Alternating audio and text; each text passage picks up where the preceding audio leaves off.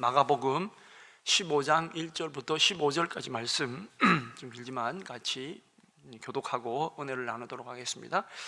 마가복음 15장 1절에서 15절까지의 말씀입니다. 새벽에 대제사장들이 즉시 장로들과 서기관들 곧 온 공회와 더불어 의논하고 예수를 결박하여 끌고 가서 빌라도에게 넘겨주니 빌라도가 묻되 내가 유대인의 왕이냐? 예수께서 대답하여 이르시되 내 말이 옳도다 하시매 대제사장들이 여러 가지로 고발하는지라. 빌라도가 또 물어 이르되 아무 대답도 없느냐? 그들이 얼마나 많은 것으로 너를 고발하는가 보라 하되 예수께서 다시 아무 말씀으로도 대답하지 아니하시니 빌라도가 놀랍게 여기더라. 명절이 되면 백성들이 요구하는 대로 죄수한 사람을 놓아주는 전례가 있더니 밀란을 꾸미고 그 밀란 중에 살인하고 체포된 자 중에 바라바라 하는 자가 있는지라. 무리가 나아가서 전례대로 하여 주기를 요구한대 빌라도가 대답하여 이르되 너희는 내가 유대인의 왕을 너희에게 놓아주기를 원하느냐 하니 이는 그가 대제사장들이 시기로 예수를 넘겨준 줄 알미러라. 그러나 대제사장들이 무리를 충동하여 도리어 바라바를 놓아달라 하게 하니 빌라도가 또 대답하여 이르되 그러면 너희가 유대인의 왕이라 하는 일을 내가 어떻게 하랴? 그들이 다시 소리 지르되 그를 십자가에 못 박게 하소서. 빌라도가 이르되 어찌 미냐? 무슨 악한 일을 하였느냐 하니 더욱 소리 지르되 십자가에 못 박게 하소서 하는지라. 같이 읽습니다. 빌라도가 무리에게 만족을 주고자 하여 바라바는 놓아주고 예수는 채찍질하고 십자가에 못 박히게 넘겨주니라. 아멘. 저희가 이제 50일 기도학교 시작할 때쯤 돼서 이제 사순절이 시작되었습니다.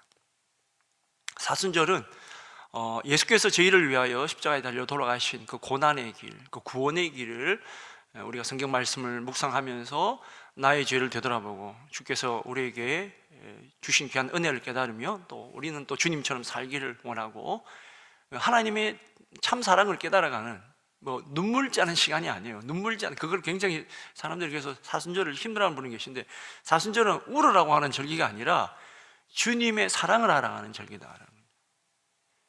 나를 대신해서 십자가에서 내 죄를 지고 가신 그 주님의 마음, 하나님의 마음, 그 아들을 죽기까지 이 땅 가운데 우리에게 내주신 그 하나님의 마음. 근데 성경 곳곳에는 하나님이 우리를 너무너무 사랑하는 표현들이 너무너무 많은데도 불구하고 사실은 우리가 그 말씀을 다 잊어버리고 우리 스스로 해석을 곡해한다든지 또 내 필요에 따라서 바꾼다든지 그러기 때문에 점점 성경적인 지식이라든지 성전은 더 높아지고 사람들은 더 많아지는데도 불구하고 하나님 뜻과 어긋나는 길로 계속 가고 있었다는 것입니다. 거기에 마침표를 찍으신 분이 바로 예수님의 십자가 사랑입니다. 우리가 성경 마태복음, 마가복음, 누가복음, 요한복음을 특별히 이제 복음서 신약에 보면 예수님이 구유에서 태어나셔가지고, 그죠? 말구유 아닙니다. 그냥 구유입니다. 구유에서 태어나셔가지고 그 천지의 왕이신, 만왕의 왕이신, 우주의 왕이신 그분이 거기서 태어나셔서 갈릴리 그 차가운 바람 받으면서 그곳에서 사람들의 외면을 또 시기를 질투를 받으면서 그곳에서도 복음을 전하시고, 예루살렘 입성할 때는 사람들이 먹을 거 주고 또 권력을 뭔가 누릴 것 같을 때는 환호성을 치고, 뭔가 세상이 이분을 통해서 우리가 좀 뒤집어지겠구나, 이제 로마에서 압제가 풀려나겠구나, 뭔가 그런 자기들 스스로의 기대치가 있으면 환호했다가 예수님이 십자가에 이제 달려 돌아가시겠다고 겟세마네 동산에서 땀 흘려 기도하실 때 그 거룩한 발걸음 아무도 이해하지 못하고 결국은 팔려서 빌라도에게 끌려가게 됩니다. 지금 읽은 이 성경의 말씀은 우리가 잘 아는 이제 유다 총독 본디오 빌라도, 본디오란 지역 출신의 빌라도라는 사람입니다. 폰투스, 지금 터키 이제 그 흑해 쪽에 있는 큰 도시, 그 지역을 본도라 그러는데 사실은 농촌 지역이에요. 촌 지역이라는 소리입니다. 근데 이 빌라도가 어떻게 이 유대 총독이 되었을까 좀 설명을 좀 이따가 드리겠습니다. 원래는 로마 총독은 있잖아요, 예루살렘에 있지 않습니다. 헤롯 대왕이, 헤롯이 자기가 로마에 유학하고 있었을 때 친분이 있었던 왕자들, 나중에 황제가 됩니다, 다들. 그래서 어찌됐든 그 친구들의 도움으로 인해서 유다 땅 이제 왕이 돼요. 그래서 그것이 고맙기도 하고 좀 잘 봐달라는 의미에서 가이사라에 큰 이제 항구 도시를 짓습니다. 지금도 유적지를 발견해 보면 커요. 당시로서는 어마어마하게 큰 이제 도시입니다. 예, 그곳에 해변 쪽에 보면 이렇게 이제 야외 경기장이 있습니다. 지금도 길어요. 그러니까 말들이 경쟁을 하면서 했던, 로마에 가보면 콜로세움과 같은 비슷한 것들이 전국 전 로마에 있는데, 그 가리샤라에도 크지는 않지만 그게 있습니다. 보고 즐겨라고. 군인들이 그저 로마에서 떠나와서 외롭잖아요. 그러니까 그거 보면서 즐기고 뭐 그렇게 지내라라는 뜻입니다. 그게 보면 그 해변 이름이 마르티마라고 하는 지역이 있는데 그곳에 있어야 돼요, 원래는. 근데 언제 이 예루살렘에 오느냐? 이 절기가 어떤 절기죠? 이 예수님이 지금 끌려와서 잡혀 있는 이 시기가 바로 유월절입니다. 유월절은 바벨론 포로 이후에 전 세계로 흩어졌던 많은 유대인들이 예루살렘 성전에 본인들이 세 번의 절기를 지내야 되죠. 유월절, 그죠? 초막절, 칠칠절, 그죠? 또 맥주감사절, 세 번을 꼭 지내야 된단 말이에요. 그 중에서 다른 날은 못 와도 유월절은 꼭 온단 말이에요. 그러면 요세푸스가 뭐라고 얘기하냐면, 여기 최소 20만에서 100만 명이 모였을 거다. 좀 과장법이 좀 있긴 해도, 그러니까 예루살렘에 가보면 그 옛날 그 구성이 있어요. 거기에 20만 명이 들어가는 거의 불가능합니다. 그러니까 옆에 부딪힐 정도로 사람들이 많은 거예요. 그러니까 로마 군인들 입장에서는 여기서 누가 황제 죽어라 이렇게 누가 해버리면 사람들이 그냥 그 분위기에, 그러니까 반란이 많이 일어나. 유월절은 반란이 많이 일어납니다. 그래서 사도행전에도 보면 드다라고 하는 사람, 이런 사람들, 당시에 유월절이나 이런 절기 때 반란을 일으켰던 사람들의 이름들이 나옵니다. 그래서 사도 바울 보고 그러죠. 너가 드다냐? 뭐 예수님 보고도 막 그런, 뭐 너가 누구냐? 뭐 갈릴리 뭐 너가 수계냐? 뭐 이렇게 물어봅니다. 그렇기 때문에 그 길을 이제 관리하기 위해서 총독인 빌라도가 직접 옵니다. 직접 오는데 어디로 오냐? 예루살렘 성전 바로 옆에 헤롯이 자기가 있으려고 하는 궁전을 몇 개 지은 게 있는데, 그중에 서쪽 궁전이 있어요. 그 성경에는 그게 지명 이름이 나오는데 프라이토리온이라고 성경에 이름이 나옵니다. 제가 왜 이 말씀을 드리느냐? 핵심은 이거예요. 왜 여러분에게는 전혀 관심 없는 지명을 왜 얘기하느냐? 성경은 사실이다 이거예요. 지어낸 얘기가 아니다. 본디오 빌라도도 그동안의 역사학자들이나 성경을 비판하는 사람들은, 야, 본디오 빌라도 기독교인들이 지어낸 거 아니야 그랬습니다. 그런데 가이사라에 갔더니 본디오가 자기 이름에 비석이 있는 거예요. 비석이 있습니다. 그렇잖아요, 그죠? 예전에는 뭐 TV도 없고 뭐 유튜브도 없고 하니까 자기를 알리는 게 뭡니까? 비석에다가 자기 이름 새겨버리는 거예요. 그죠? 근데 예를 들어서 반란이 일어났어. 반란이 일어나면 제일 먼저 하는 거, 앞에 잘 지냈던 황제 있잖아요. 내가 반란을 일으켰으니까 그 황제 동상 같은 거 있어요. 동상에 코를 베버려요. 아니면 귀를 뺍니다. 여러분 성지순례 가보면, 그리스, 로마, 헬라 저기에 가보면 유독 다른 데는 괜찮은데 코하고 귀는 다 날라가. 그거는 자기들이 일종의 미신이에요. 그래서 비석도 막 쪼개고 이랬습니다. 그러니까 나중에 이제 유대인들이 그 지역을 회복하고 중세 때 십자가분들이 왔었을 때 거기 그냥 묻혀진 거예요. 수천 년 동안 묻혀 있다가 발굴이 됐는데 보니까 역사적인 사실이었다라는 거예요. 자, 그 빌라도가 그 밤에 거기서 자고 있었는데, 오늘 15장 1절에 이렇게 되어 있죠. 1절 같이 한번 읽어보겠습니다. 시작. 새벽에 대제사장들이 즉시 장로들과 서기관들 곧 온 공회와 더불어 의논하고 예수를 결박하여 끌고 가서 빌라도에게 넘겨주니. 아멘. 예, 그게 동그라미를 두 개를 쳐야 되는데 새벽에라는 말하고 뒤에 빌라도에게 넘겨주니라고 하는 말에 여러분 동그라미를 지금 치셔야 돼요. 자, 새벽에. 그럼 밤에 뭐 했다는 얘기죠? 밤에 안나스와 가야바의 집에 가가지고 대제사장 집 안에 종교 심판 감옥이 있어요. 유대인들이 법을 어겼을 때 그 고난을 유대인들에게 줬거든요, 로마가. 야, 너희끼리 좀 다스려봐. 이래가지고 줬는데 그것을 고난을 남용해서 자기 집 아래에 감옥이 있습니다. 지금도 성지순례 가보면 그 감옥이 있습니다. 이렇게 쭉 이렇게 밑으로 쭉 파가지고 있어요. 아주 좁아요. 거기에 예수님을 가둬놓고 끌어냈다가 두들겨 패고 신문하고, 그 가야바 마당에서 불째다가 난 저분 모릅니다. 불째다가 나는 저분 모릅니다 했던 사람이 누구죠? 베드로입니다. 그렇게 밤새도록 채찍질 맞고 피가 터지고 그렇게 한 다음에 새벽에 새벽에 대제사장들이 즉시 어두운 시기에 하니까 자기들도 찜하잖아요. 그죠? 그러니까 해가 뜨자마자 바로 장로들과 서기관들이 곧바로 온 공회와 더불어, 이 표현도 참 중요한데, 온 공회와 더불어, 그러면 밤에는 온 공회와 안 했다는 소리예요. 여러분, 사내들인 공회인데, 여기 공회는 사내들인 공회라는 게 있어요. 사내들인 공회에는 대제사장이 이제 위원장이 되고 35명씩 해서 이제 바리새인 계열 35명, 그다음에 사두개인 계열 35명이 해서 재판을 합니다. 근데 대제사장은 기본적으로 사두개인 쪽에서 나오기 때문에 이 밤에 바리새인들은 안 와요. 이 사람들 율법이 철저한 사람들이기 때문에 밤에는 유대 율법에는 밤에는 신문을 할 수가 없어요. 재판을 할 수가 없어요. 그러니까 하나님의 법이야. 근데 그 밤새도록 자기 편 사람 데려다다가 고문하면서 죄를 부르라 하면서 했는데, 우리로서는 사형권이 없으니까 이제 그래서 끌고 이제 빌라도에게 갑니다. 자, 거기 1절 마지막 제가 동그라미 치라 그랬죠. 넘겨주니. 대제사장들이 빌라도에게 넘겨줬습니다. 자, 15절 한번 보십시오. 15절 한번 읽어보겠습니다. 15절 읽습니다. 시작. 빌라도가 무리에게 만족을 주고자 하여 바라바는 놓아주고 예수는 채찍질하고 십자가에 못 박히게 넘겨주니라. 아멘. 아멘. 이제 여기 또 나오죠. 넘겨주다.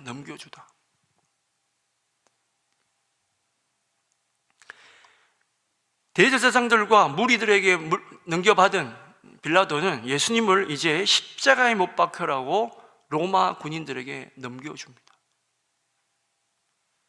여러분, 이 넘겨주다라는 표현이 또 한 번 나옵니다. 성경 어디에 나오느냐? 14장 10절에 보면, 그냥 안 읽어도 됩니다. 14장 10절에 보면 누가 넘겨주느냐? 가룟 유다가 로마 군인들에게 넘겨줍니다. 제사장 군인들에게 넘겨줘요.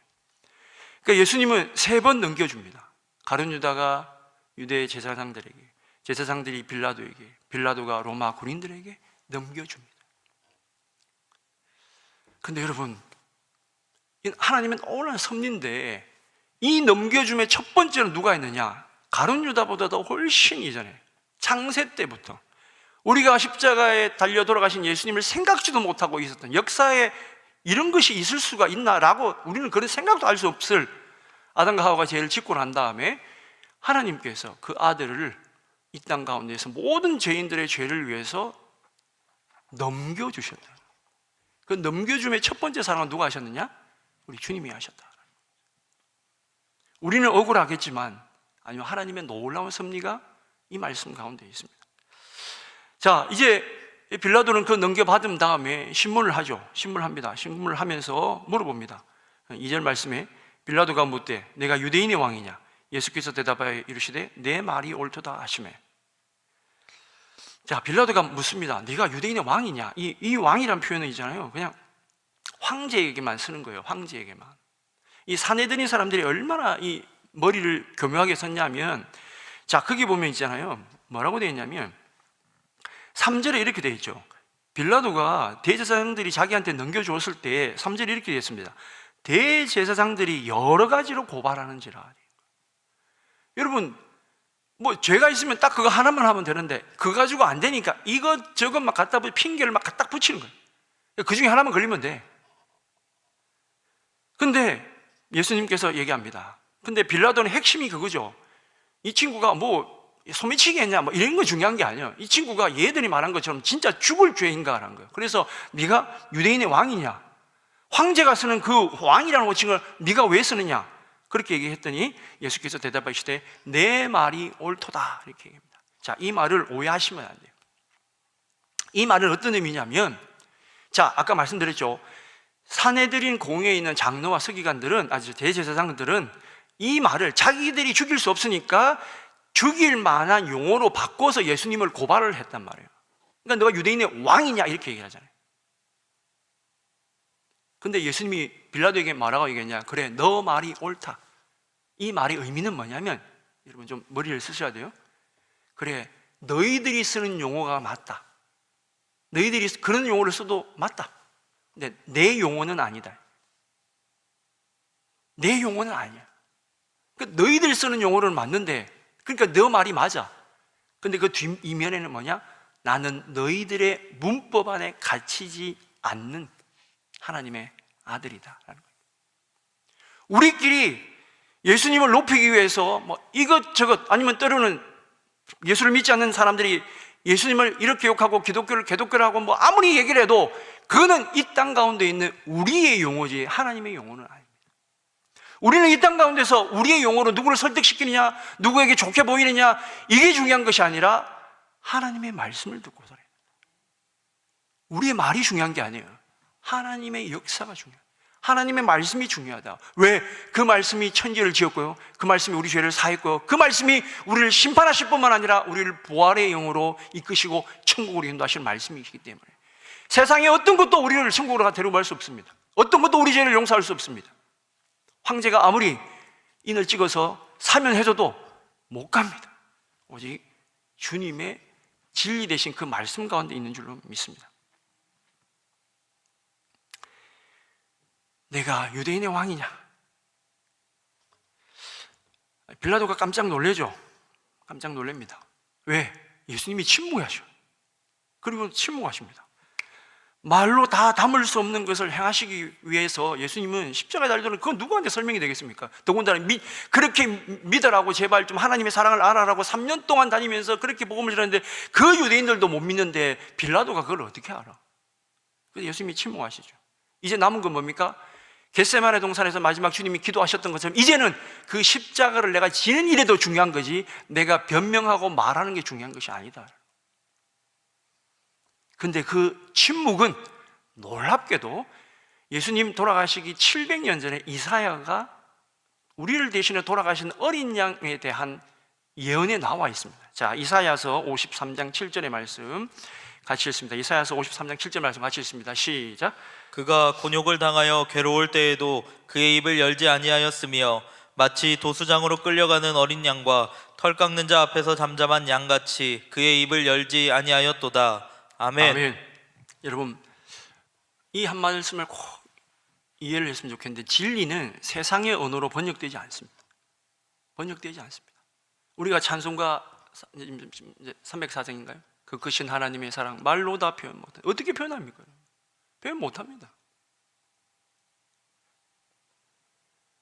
그 크신 하나님의 사랑을 어찌 말로 다 알 수 있냐? 주님은 그냥 사랑으로 보여주시는 거예요. 이게 다시 무슨 말씀이냐? 그리스도인은 말을 많이 해야 될 사람이 아니라, 그 복음을 전할 때는 필요하지, 사랑한다 말할 때는 필요하지. 그러나 내가 더 높아지는 말, 내가 나의 변명, 아니요, 거기서 침묵하면 나 대신 하나님이 말씀해 주신다, 하나님이 역사해 주신다라는 거예요.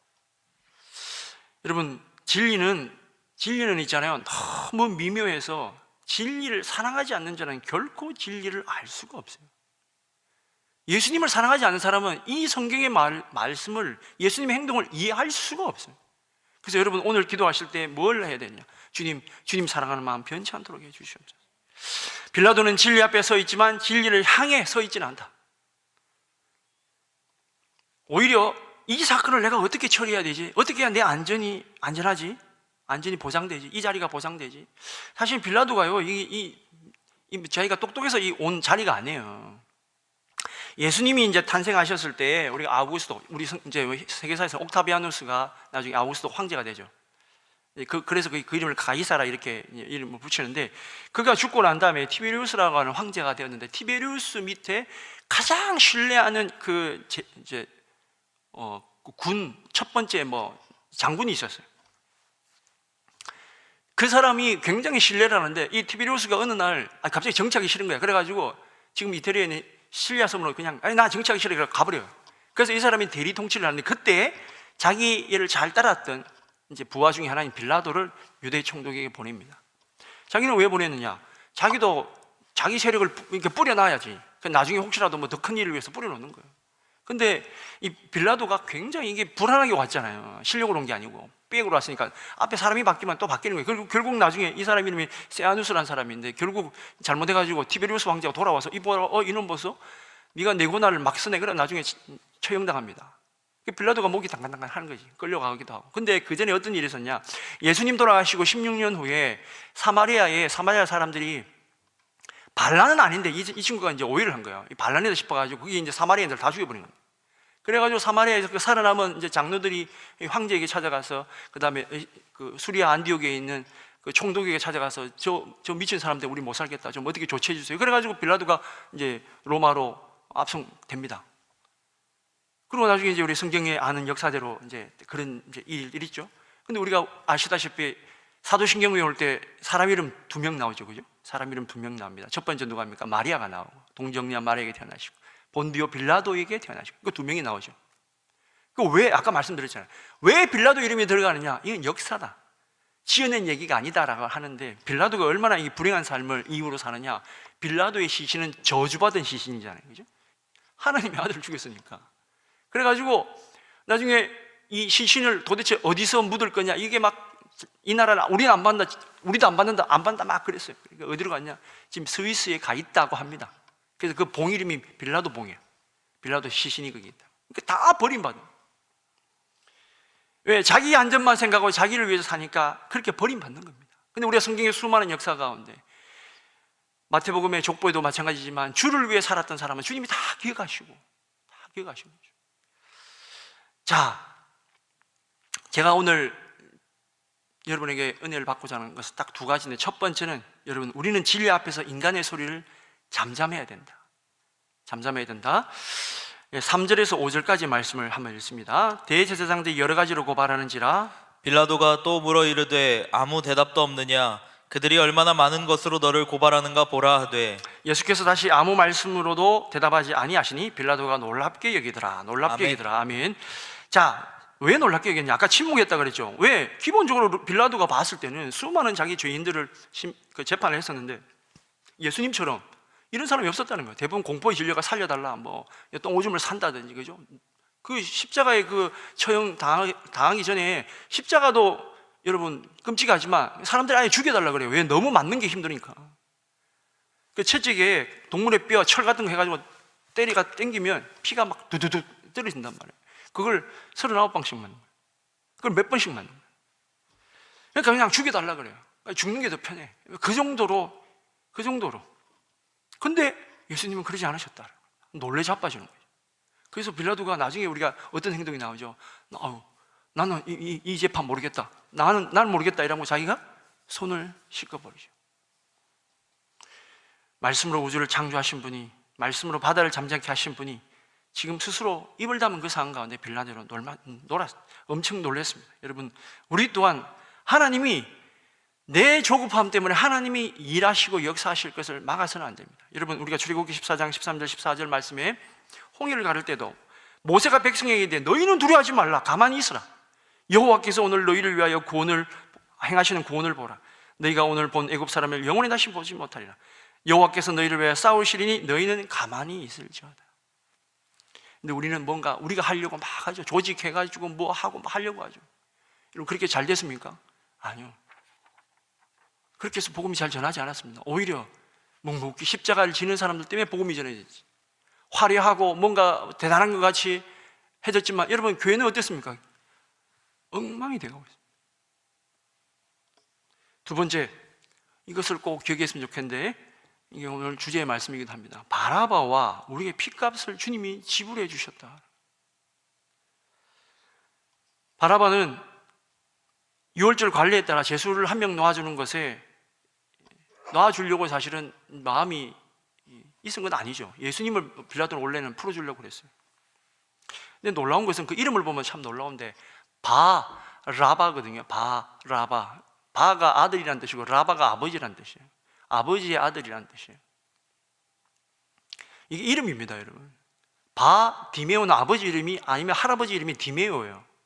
유대인들은 이름을 지을 때 자기 아버지나 할아버지 중에 존경하는 사람의 이름을 짓습니다. 그러니까 이름이 없는 게 아니에요. 여러분, 성경 요한복음에 보면 이제 사가라가 요한을 낳을 때 요한이라 이름을 지으라고 천사가 말해서 이제 지으려고 했더니만 가문의 다른 사람들이 야, 우리 가문에는 그런 이름 없다.